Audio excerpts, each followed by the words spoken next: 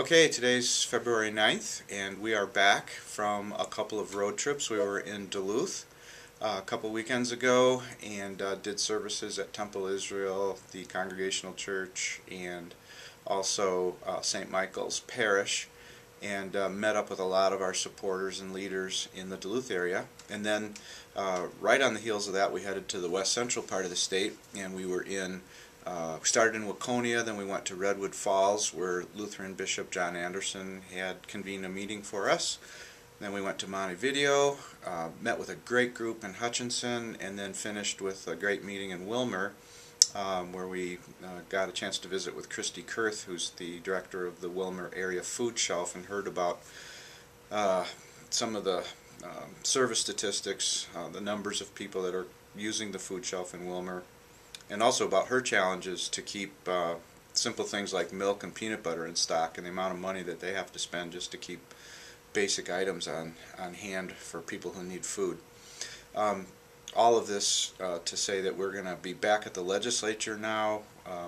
We're done traveling for a while. We're going to focus on what's going on at the Capitol, and we're going to particularly move our anti-poverty agenda armed with a lot of the information that we got from people that we visited with. So that was good to have under our belts as we move into the session. Don't forget, Day on the Hill is March 20th. A lot of our organizing is now aimed at that.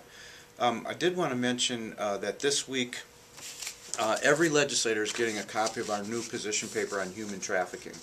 Also, the Minnesota News Connection is doing a story on this, so it should be on radio stations around the state that we're putting this report and recommendations in front of the legislators.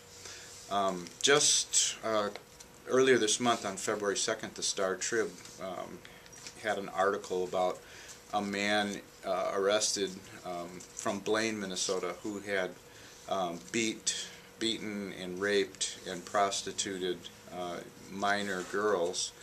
And it wasn't until paragraph 14 of the story that they finally used the word trafficking, which is what it really amounts to. And it's important to be clear about trafficking when it happens, because we need to view the victims as victims.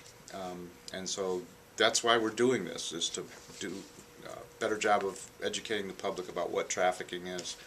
To that end, there's also an event on Monday, February 27th, at Presbyterian Church of the Apostles, a panel discussion on human trafficking, and it's at 6:30 p.m., Presbyterian Church of the Apostles in Burnsville.